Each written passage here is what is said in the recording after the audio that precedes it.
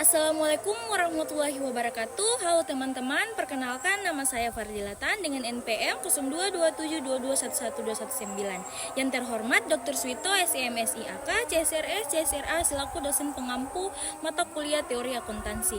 Di sini saya berada di Benteng Barnavel. Benteng Barnavel adalah peninggalan sejarah yang berada di Desa Amasing Kota, Kecamatan Bacan, Kabupaten Halmahera Selatan, Provinsi Maluku Utara. Pembangunan benteng ini dibangun oleh bangsa Portugis pada tahun 1558 sebagai pusat penampungan rempah-rempah. Nah, di sini saya akan menjelaskan mengenai materi New Public Management.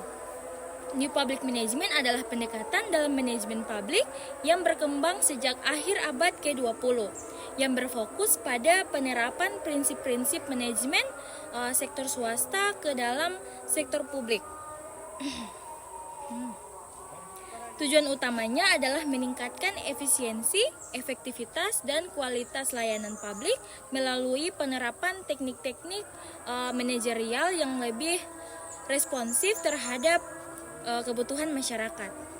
Pendekatan ini muncul sebagai respon terhadap ketidakpuasan terhadap cara-cara manajemen tradisional dalam pemerintahan yang dianggap tidak efisien. Yang dianggap tidak efisien, birokratis, dan kurang fokus pada hasil. New Public Management muncul pada tahun 1980-an di negara-negara barat, terutama di Inggris dan Amerika Serikat di bawah pengaruh dari pemerintah Margaret Thatcher di Inggris dan Ronald Reagan di Amerika Serikat. Nah, mereka mendorong reformasi sektor publik dengan tujuan untuk membuat pemerintah lebih efisien, berorientasi pada hasil, dan lebih responsif terhadap kebutuhan masyarakat. Sebagian besar kritik terhadap sektor publik sebelum adanya New Public Management mencakup birokrasi yang kaku, sistem yang terlalu terpusat dan formal sehingga lambat dalam pengambilan keputusan. Kemudian kurangnya akuntabilitas. Banyak institusi pemerintah yang kurang transparan dan tidak memberikan akuntabilitas yang memadai kepada masyarakat. Kemudian fokus pada proses bukan hasil. Pendekatan tradisional lebih fokus pada prosedur dan aturan ketat, bukan pada pencapaian hasil yang diinginkan. New Public Management berupaya untuk mengatasi masalah-masalah ini dengan memperkenalkan prinsip-prinsip manajemen yang lebih fleksibel dan berbasis pasar. Kemudian prinsip-prinsip utama New Public Management. Beberapa prinsip utama dari New Public Management adalah yang pertama, penerapan manajemen berbasis pasar. New Public Management mengusulkan untuk mengadopsi prinsip-prinsip yang biasa digunakan dalam sektor swasta seperti kompetisi, kontrak, dan orientasi pada hasil ke dalam sektor publik. Contohnya dengan menggunakan outsourcing atau alih daya atau privatisasi untuk meningkatkan efisiensi. Kemudian yang kedua, desentralisasi. New Public Management mendorong desentralisasi dalam pengambilan keputusan, memberikan otonomi yang lebih besar kepada unit-unit yang lebih kecil dalam pemerintahan, misalnya pemerintah daerah atau lembaga pemerintah tertentu. Hal ini bertujuan agar keputusan lebih cepat dan lebih responsif terhadap kebutuhan lokal. Kemudian akuntabilitas dan pengukuran kinerja. New Public Management mendorong pengukuran kinerja dengan cara yang lebih jelas dan berbasis hasil. Pemerintahan diharapkan untuk menetapkan tujuan yang terukur, memantau kinerja, dan mengaplikasikan sistem evaluasi yang memungkinkan peningkatan berkelanjutan. Kemudian fokus pada pelayanan publik yang berkualitas. Salah satu aspek utama dari New Public Management adalah memberikan layanan publik yang lebih efisien dan berkualitas tinggi, yang lebih responsif terhadap kebutuhan masyarakat. Penggunaan umpan balik dari masyarakat menjadi hal yang sangat penting. Kemudian penerapan teknologi dan inovasi.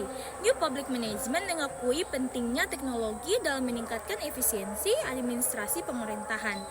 Sistem informasi yang lebih baik, otomatisasi proses dan penggunaan data untuk membuat keputusan yang lebih tepat adalah elemen penting dari New Public Management. Kemudian penggunaan kontrak dari kompetisi. Dalam banyak kasus, New Public Management mendorong penggunaan kontrak untuk layanan publik yang menciptakan kompetisi antar penyedia layanan, baik dalam sektor publik maupun swasta. Ini dimaksudkan untuk mendorong efisiensi dan memberikan pilihan lebih kepada masyarakat. Kemudian elemen-elemen dalam New Public Management. Beberapa elemen utama yang membentuk New Public Management antara lain yang pertama outsourcing dan privatisasi.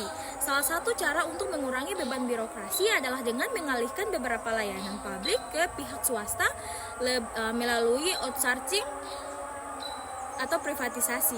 Hal ini diharapkan dapat meningkatkan efisiensi karena sektor swasta biasanya dianggap lebih dinamis dan berorientasi pada hasil. Kemudian performance measurement atau pengukuran kinerja. Salah satu ciri khas New Public Management adalah penggunaan key performance indicator untuk mengukur kinerja lembaga pemerintahan. Misalnya lembaga pemerintah diminta untuk mencapai target tertentu seperti waktu penyelesaian layanan atau kepuasan pelanggan yang diukur dengan sistem yang transparan.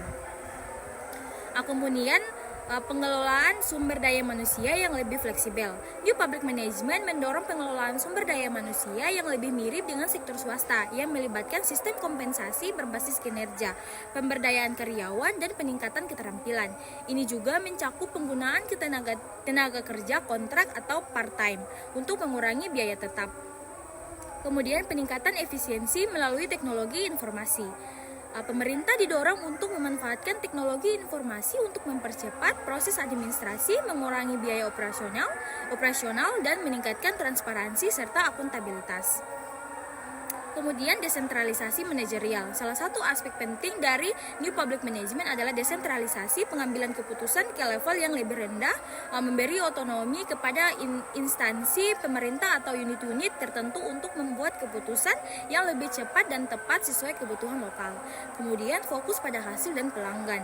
Pendekatan ini menekankan pentingnya berorientasi pada hasil atau outcome based management dan kebutuhan pelanggan atau public as customer.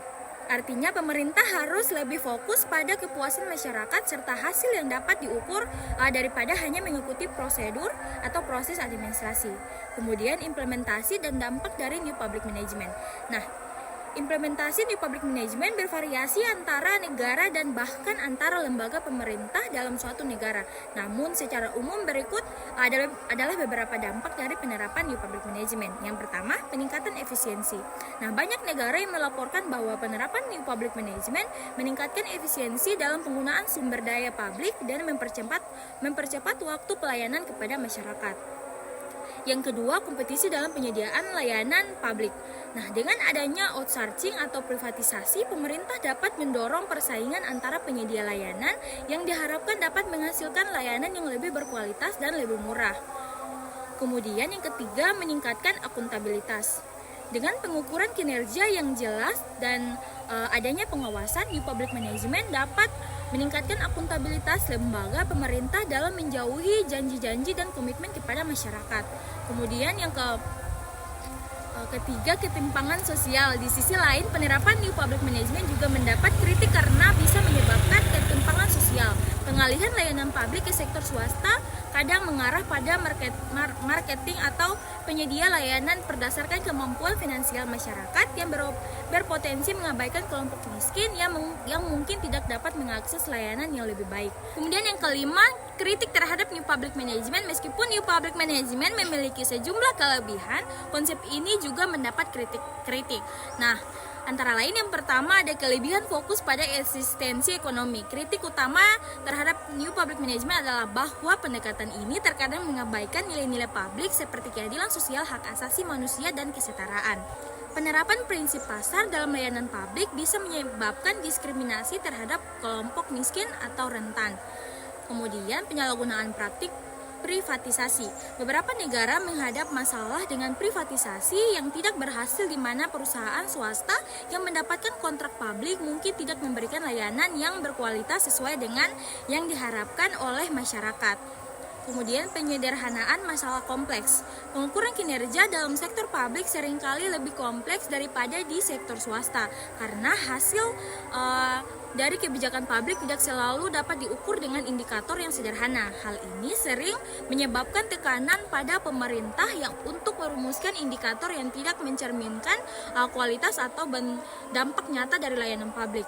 Kemudian overloading manajerial. Penerapan prinsip manajerial yang terlalu ketat dalam sektor publik dapat mengarah pada overloading atau penekanan yang berlebihan pada administrasi dan pengelolaan sumber daya manusia, yaitu justru mengurangi fokus pada pelayanan publik yang sesungguhnya.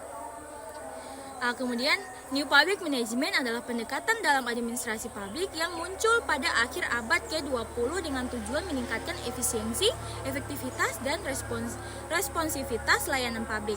Pendekatan ini mengadopsi prinsip-prinsip manajemen sektor swasta ke dalam sektor publik. Nah, ini berfokus pada hasil akuntabilitas dan orientasi pada pelanggan. Nah, New Public Management muncul sebagai respon terhadap kritik birokrasi tradisional yang dianggap kaku, lambat, dan tidak responsif terhadap kebutuhan masyarakat.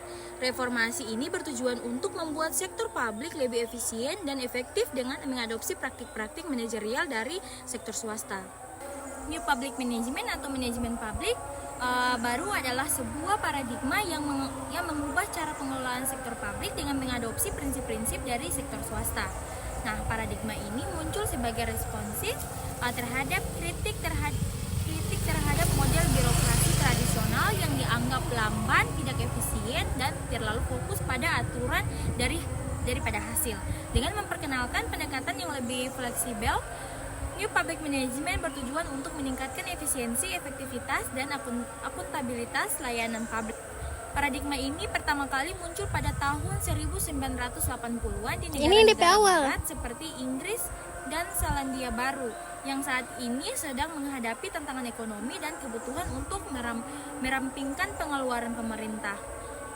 Pengaruh ideologi neoliberal juga sangat kuat dalam mendorong reformasi ini dengan fokus pada pengurangan peran negara dalam ekonomi dan peningkatan kompetisi di sektor publik.